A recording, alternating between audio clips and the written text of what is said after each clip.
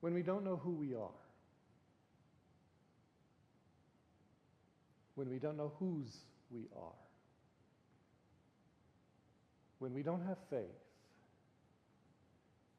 it's easy to fall into these kinds of snares and traps.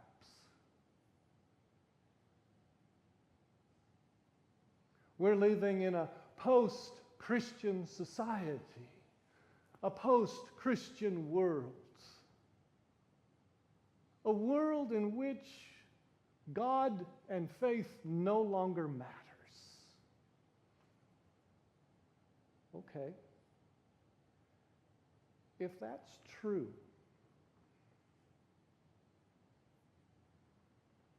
and our young people are growing up without faith, without God in their lives, then what's filling the void? What's filling the vacuum that's left behind? Because when faith is not there, it leaves a vacuum. Something is going to come in and fill it. If our society is truly, truly post-Christendom, post-Christ, post-God, then what's filling the gaps? I suggest to you the alternatives are somewhat scary.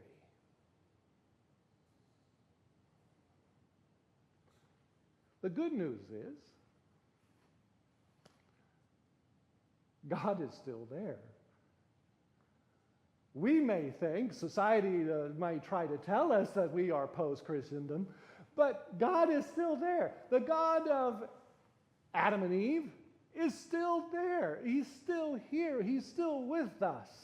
The God of Moses and Abraham is still here. He's still reaching out to us. The God of David and the prophets, he's still with us. He's still watching over us and reaching out his hand to each and every one of us. The God of Jesus Christ, the God of the disciples, the God of the early church is still here.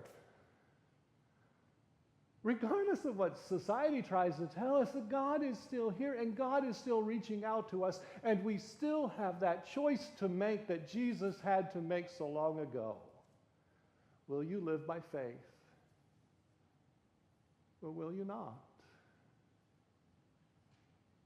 I suggest to you that this was Jesus' choice. He decided to live by faith. He chose to believe that there was a God and that God was with him. This is the human aspect of God. This is the human aspect of Jesus. He chose. He chose the path that he walked. He chose to walk to the cross. It's not, and we have the same choice to make. We have the same choice. Nobody said it was going to be easy. It certainly wasn't easy for Christ. The journey to the cross was painful and filled with all sorts of agonies.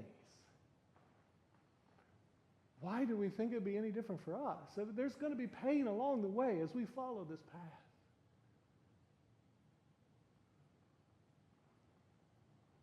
But there is also hope. There is also peace. There is also forgiveness. There is also salvation. There is also grace. And yes, there is also joy. Because when we choose God, when we choose Christ, we know who we are. We know whose we are.